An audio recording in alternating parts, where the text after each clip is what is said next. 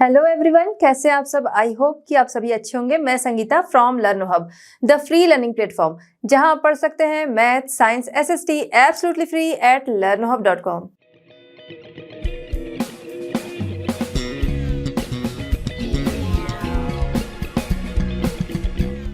बच्चों, आज हम डिस्कस करेंगे आईसीएसई क्लास 10। टॉपिक हमारा है the state judiciary, the high court.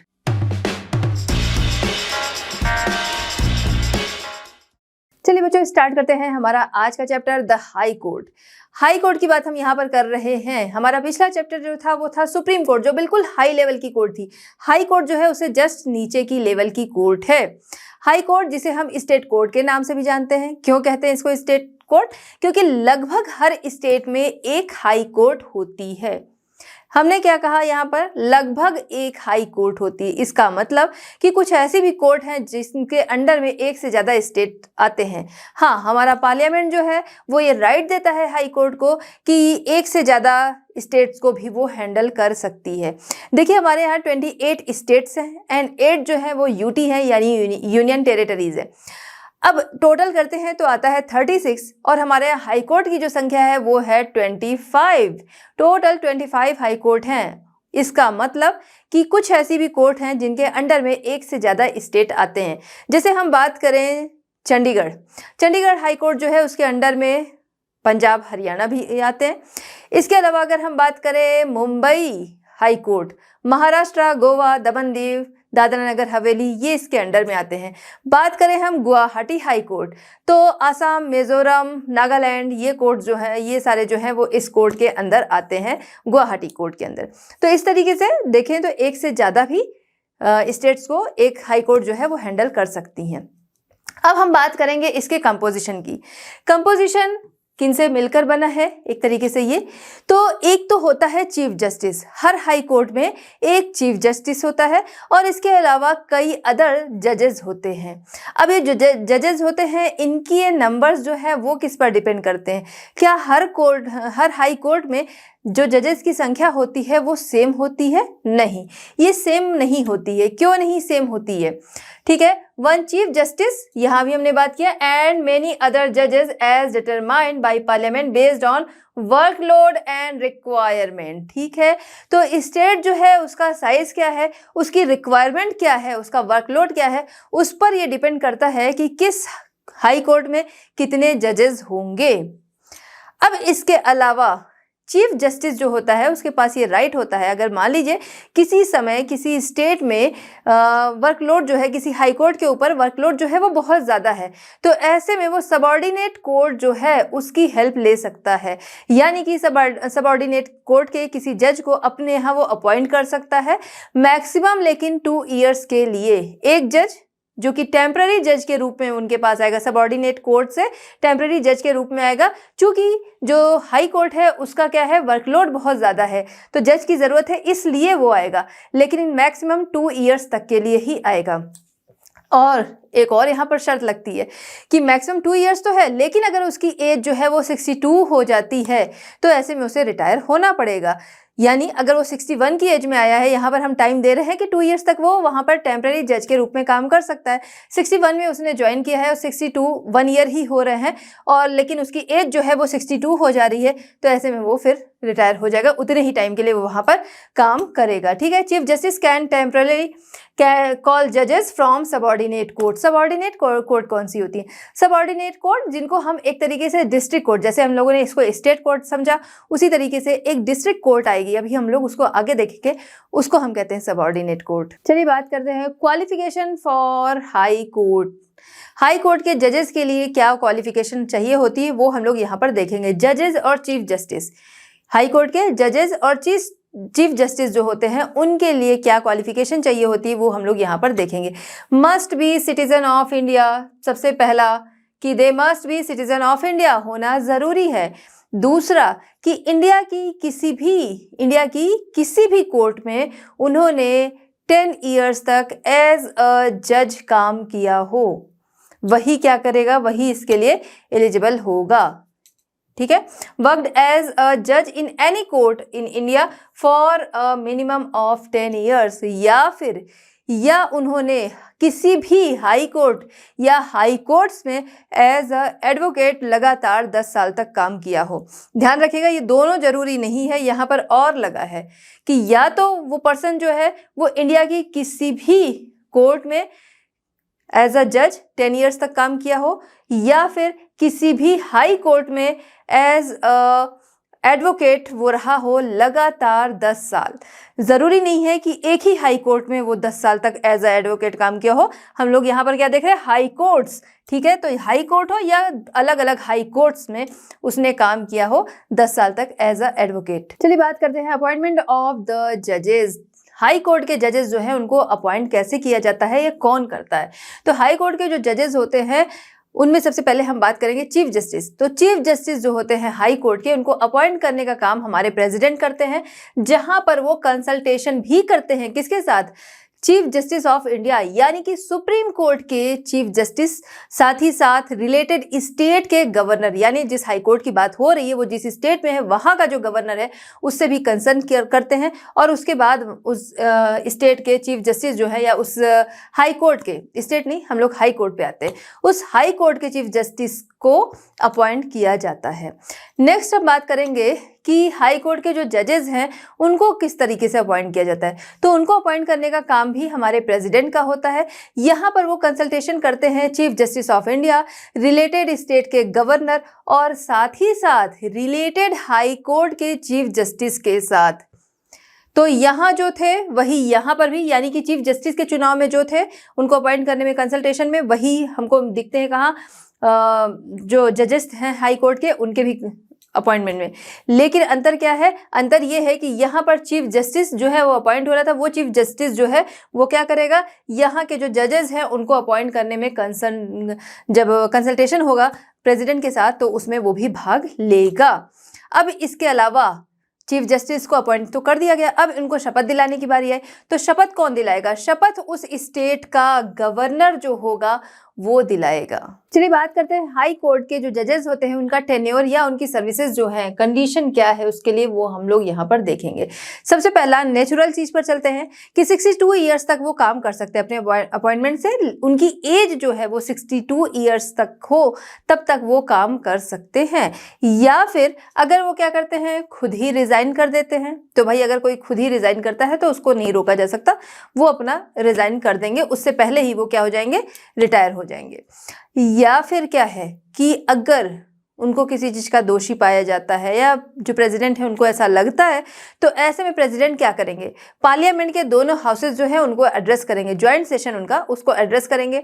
साथ ही साथ वहां पर जरूरी ये है कि जब प्रेसिडेंट जो है वो एड्रेस कर रहे हैं इस मामले में तो मेजॉरिटी हो, पार्लियामेंट के टोटल मेंबर्स जो हैं वो मेजॉरिटी में हो।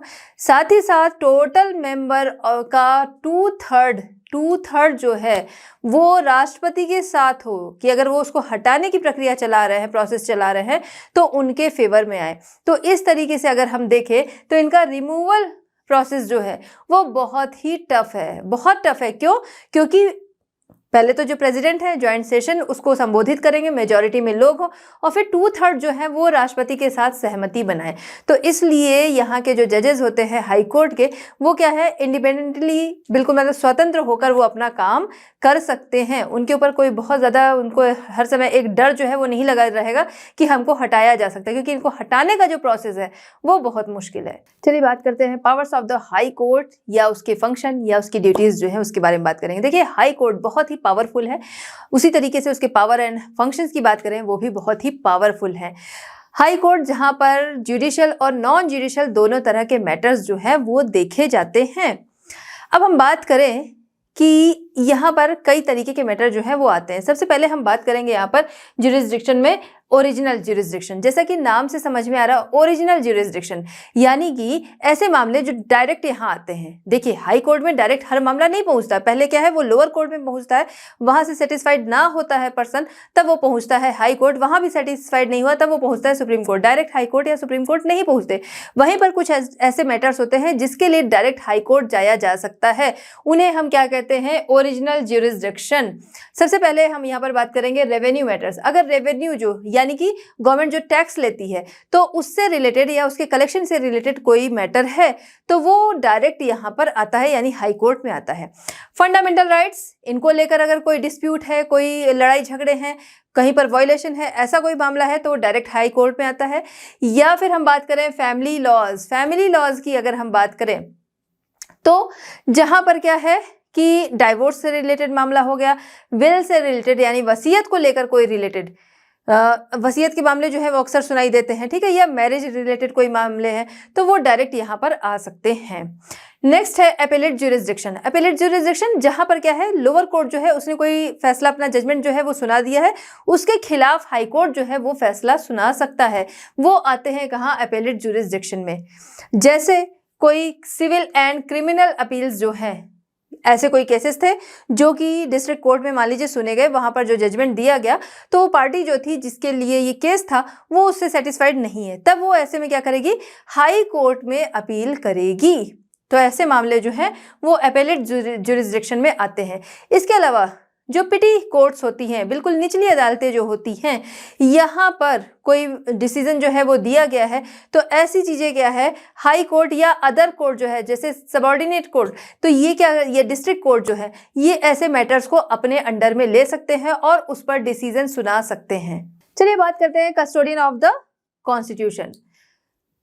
जो सुप्रीम कोर्ट है वो क्या है, कस्टोडियन ऑफ द कॉन्स्टिट्यूशन। उसी तरह से हाई कोर्ट जो है उसके पास भी उतनी ही पावर है कि वो कॉन्स्टिट्यूशन जो है उसकी रक्षा कर सकता है, ठीक है। इनके पास एक जुडिशियल रिव्यू पावर है। जुडिशियल रिव्यू पावर यानी कि किसी स्टेट में कोई लॉ जो है वो पास कर दिया गया, अब वो लॉ जो है उसका ये रिव्यू करेंगे, उसका हाई कोर्ट जो है वो रिव्यू करेगा कि कहीं इसकी वजह से जो कॉन्स्टिट्यूशन हमारा है उसका वायलेशन तो नहीं हो रहा, और अगर उसका वायलेशन हो रहा है तो क्या होगा, तो ऐसे में उस लॉ को ये निरस्त कर सकता है यानी कि कैंसिल करने की पूरी पावर रखता है। तो इस तरीके से इनके पास जुडिशियल रिव्यू पावर है, रिव्यू करेंगे और उसके बाद उसके अकॉर्डिंग ये जजमेंट जो है वो भी देंगे कि कॉन्स्टिट्यूशन का वायलेशन हो रहा है तो उसको कैंसिल कर देंगे, और अगर नहीं हो रहा है तो आगे चलने देंगे। चलिए बात करते हैं guardian of fundamental rights and issuing of Ritz.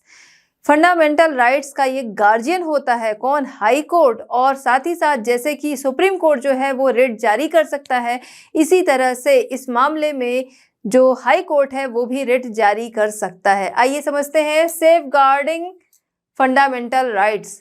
तो फंडामेंटल राइट्स का ये सेफ गार्ड है, वो उसको क्या करता है, प्रोटेक्शन रोल की अगर हम बात करें, अगर क्या है फंडामेंटल राइट्स का कहीं पर वायलेशन हो रहा है तो ये उसमें इंटरफेयर करता है।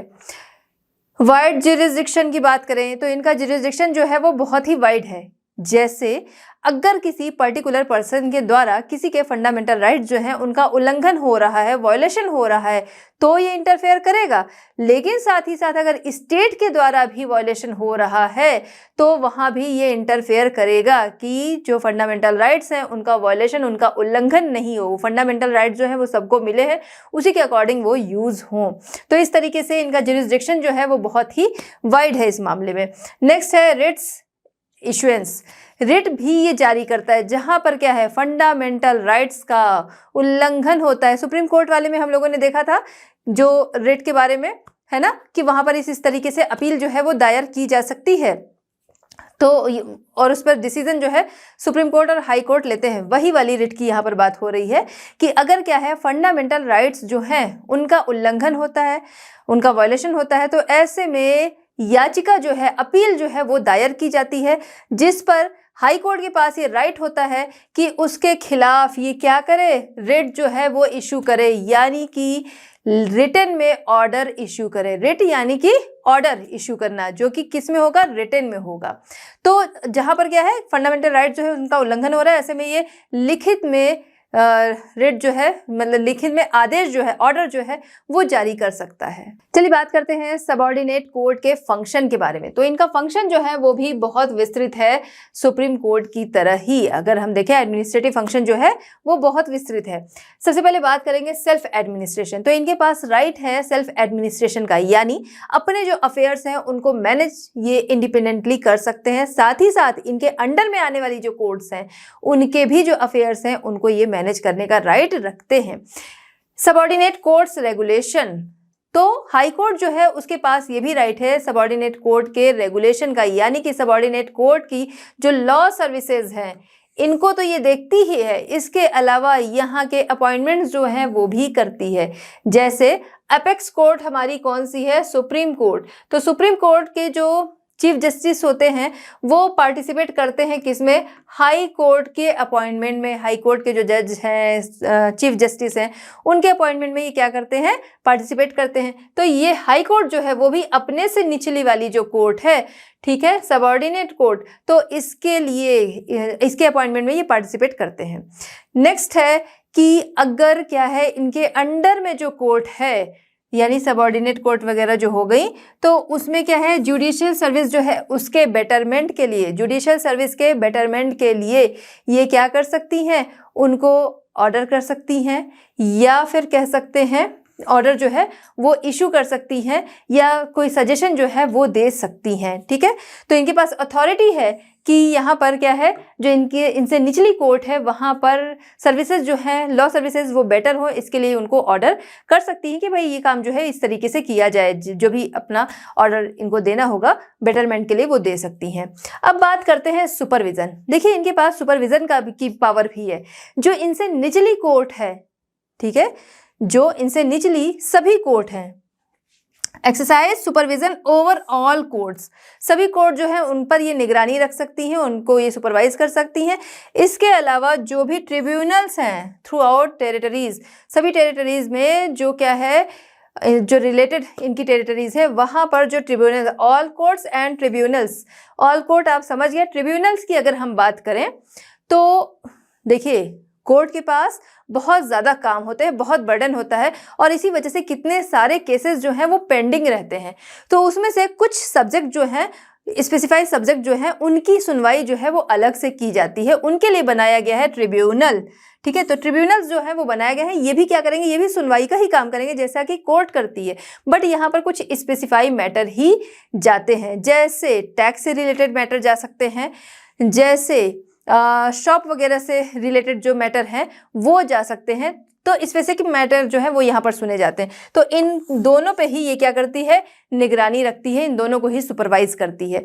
इसके अलावा मिलिट्री लॉ जो है एक्सेप्शन, तो मिलिट्री लॉ बनाने के लिए, मिलिट्री लॉ बनाने की जो कोर्ट होगी उस पर इनका अधिकार नहीं होता है। ध्यान रखिएगा, मिलिट्री रिलेटेड लॉ बनाने वाली जो कोर्ट होगी उस पर इनका राइट नहीं होता है। चलिए बात करते हैं नेक्स्ट फंक्शन जिसका नाम है कोर्ट ऑफ रिकॉर्ड। देखिए जो हाई कोर्ट है वो एक्ट करती है as a court of record. कैसे? हाई कोर्ट के जो डिसीजन होते हैं उसको वो क्या करती है? उसको प्रिंट कराकर प्रिजर्व कर लेती है। क्यों ये काम किया जाता है? ये काम इसलिए किया जाता है जिससे कि आगे आने वाले समय में कोर्ट या फिर लॉयर जो है एज अ रेफरेंस उसका यूज कर सकें। तो इसलिए उन लीगल रिकॉर्ड्स को क्या किया जाता है? प्रिजर्व करके रखा जाता है। चलिए बात करते हैं रिवाइजरी ज्यूरिसडिक्शन। देखिए हाई कोर्ट के पास इसकी भी पावर होती है। रिवाइजरी जैसा नाम से समझ में आ रहा है, रिवाइज करना। क्या रिवाइज करना है? हाई कोर्ट ने कोई जजमेंट दे दिया, कुछ समय के बाद लग रहा है कि नहीं ये जजमेंट जो है वो गलत है, तो ऐसे में जो हाई कोर्ट है उसके पास ये राइट है, power to review and revise. तो इसका इनके पास पावर है कि अपने जो दिए गए डिसीजन है उस पर ये दोबारा से सुनवाई कर सकती है। क्योंकि भाई क्या है, सभी इंसान ही है, ऐसी गलती होनी नहीं चाहिए कोर्ट से, लेकिन बाई चांस अगर हो गई है तो उसके लिए वो दोबारा से यहाँ सुनवाई कर सकती है। नेक्स्ट है एड्रेसिंग इरेगुलरिटीज। क्या है कि जो हाई कोर्ट से निचली कोर्ट्स हैं, हाई कोर्ट से निचली जो कोर्ट्स हैं वो अगर अपनी जो पावर है उससे बियॉन्ड जाकर काम करती हैं, उससे ऊपर जाकर, वो पावर उनके पास नहीं है लेकिन फिर भी वो उस काम को करती हैं, उस तरीके के डिसीजन लेती हैं, तो ऐसे में हाई कोर्ट जो है इसके पास राइट है कि वो क्या करे? हाई कोर्ट ऐसे में क्या कर सकता है, स्पेसिफिक कॉन्स्टिट्यूशनल पॉइंट या फिर पूरा जो केस है उसके बारे में वो रिकॉर्ड मांग सकता है उस रिलेटेड कोर्ट से।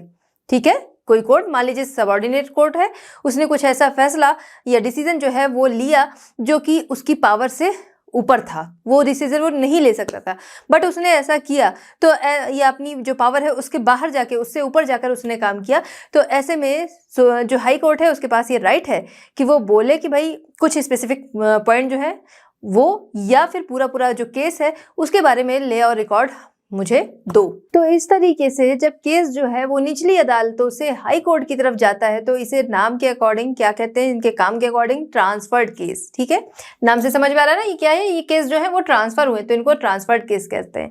तो इस तरीके का हम देख रहे हैं कि यहाँ पर जो एडेप्टेबिलिटी एंड कंसिस्टेंसी जो हाई कोर्ट जो है, यहाँ पर हमें जो रिवाइजरी ये दिख रही है, इससे क्या होता है, हाई कोर्ट में जो ये रिवाइजरी होती है या ये जो चेंजेस होते हैं इसकी वजह से एक तो स्टेबिलिटी जो है वो दिखती है, साथ ही साथ ये समझ में आता है कि अगर वो अपने डिसीजन उन्होंने सही नहीं दिए हैं तो उसको वो चेंज कर सकता है। तो इस तरीके से उसकी स्टेबिलिटी जो है वो बढ़ती है।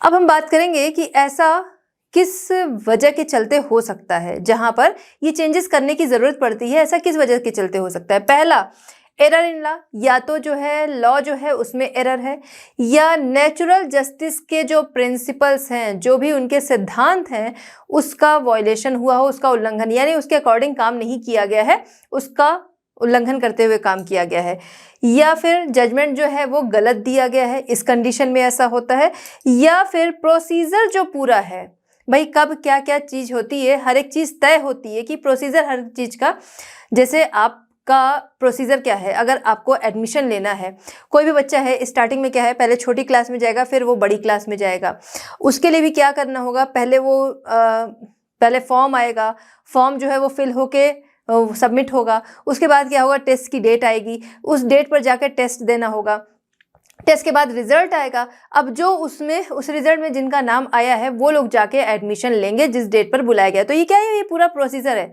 ऐसा नहीं है कि डायरेक्ट क्या है किसी बच्चे को स्कूल में एडमिशन जो है वो दे दिया गया और कुछ और बच्चे जो है उनके लिए टेस्ट किया जा रहा है, नहीं, ये चीज़ जो है पूरा प्रोसेस से होता है। जहाँ पर ये कंडीशन होती है कि कुछ बच्चे जो हैं वो उनको क्या किया जाता है कि उनसे टेस्ट बाकायदा लेकर पूरा प्रोसीजर जो है वो निभाया जाता है और कहीं पर किसी को डायरेक्ट ही ले लिया जाता है। तो ऐसा कब होता है, ऐसा तब होता है जब उनके जो प्रिंसिपल्स हैं या फिर कह सकते हैं जो उनका प्रोसीजर है उसमें गड़बड़ी हुई हो। वही चीज़ यहाँ पर भी है, या तो क्या है, अगर प्रोसीजर जो है उसमें कहीं पर गड़बड़ी हुई है तब ऐसा हो सकता है कि इस संशोधन की ज़रूरत पड़ती है। चलिए बात करते हैं एडवाइजरी ज्यूरिसडिक्शन। एडवाइजरी ज्यूरिसडिक्शन जैसा नाम से समझ में आ रहा है, एडवाइस देना, तो जो हाई कोर्ट है उसका एडवाइजरी रोल जो है वो भी हम यहाँ पर देखते हैं। क्या है, अगर गवर्नमेंट डिपार्टमेंट हो गया, लेजिस्लेचर हो गया या गवर्नर हो गया, इनमें से कोई भी क्या करता है कि हाई कोर्ट जो है उससे किसी भी मैटर पर एडवाइस मांगता है तो हाई कोर्ट जो है वो उन्हें एडवाइस देगा। अब चूंकि वो क्या है, वो हाई कोर्ट है तो उसकी एडवाइस क्या मानना ज़रूरी है, नहीं मानना ज़रूरी नहीं है। मानने के लिए इनमें से कोई भी जो है वो बाध्य नहीं है, वो सिर्फ एक एडवाइस मांगते हैं। अब उसको मानना ना मानना वो इन्हीं के ऊपर होता है। तो इस तरीके की एडवाइस जो है वो देते हैं ये, बट वो नॉन बाइंडिंग होती है, सिर्फ वो क्या होती है, गाइडेंस के लिए होती है। चलिए बात करते हैं पब्लिक इंटरेस्ट लिटिगेशन, जिसको हम PIL के नाम से भी जानते हैं।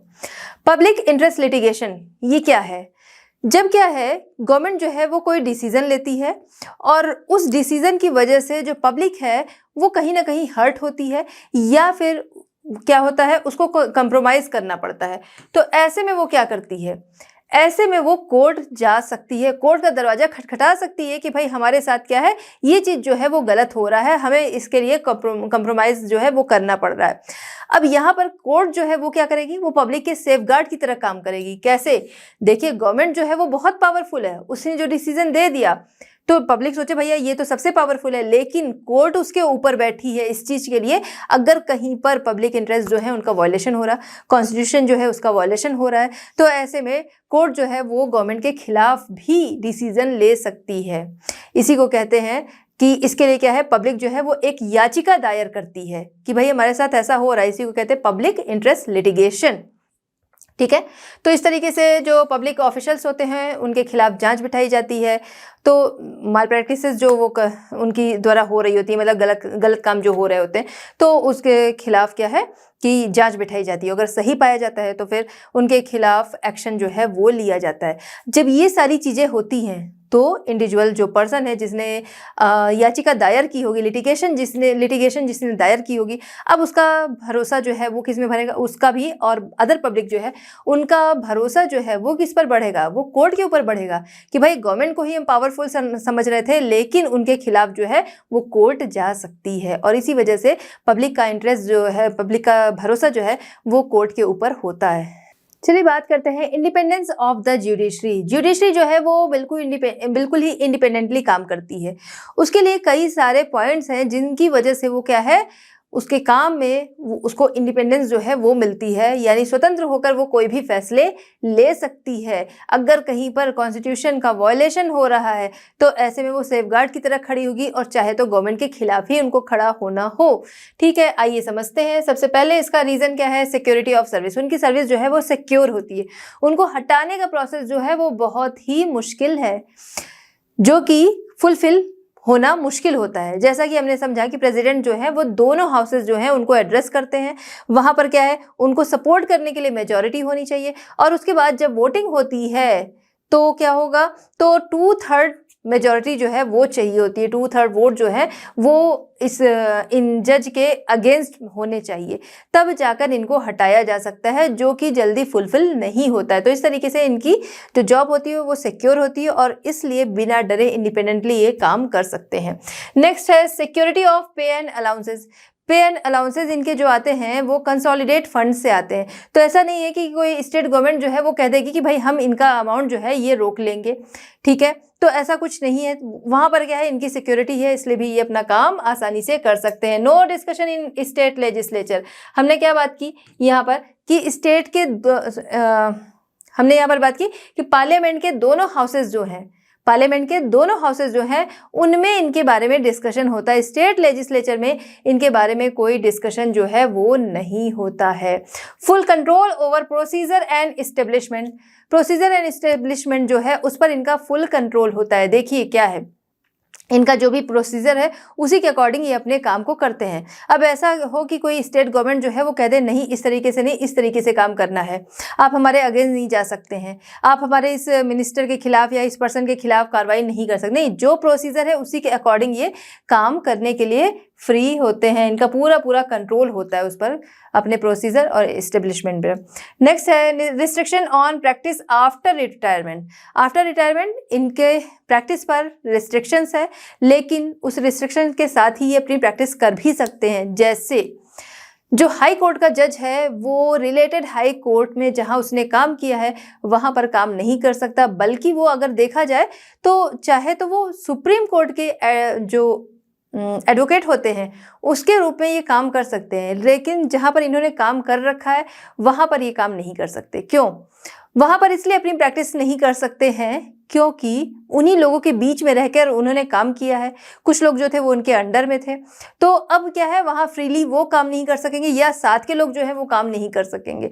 तो ऐसे इन कंडीशन से बचने के लिए क्या होता है कि इस पर कुछ रिस्ट्रिक्शंस के साथ ये प्रैक्टिस कर सकते हैं। Free decision and decrease by the high court जजेस।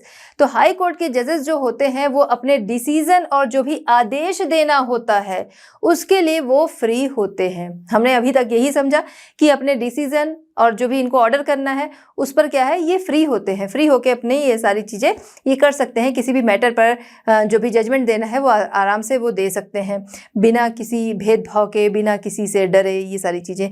Contempt power of high court. अगर क्या है, कोई हाई कोर्ट जो है, किसी हाई कोर्ट को अगर कोई नुकसान पहुंचाता है तो ऐसे में इनके पास कंटेम्प्ट पावर, उसको पनिश करने की पावर होती है। तो बच्चों इस तरह हमारा ये चैप्टर कंप्लीट होता है। मिलते हैं next chapter at Learno hub. Learno hub free है पर बेस्ट है।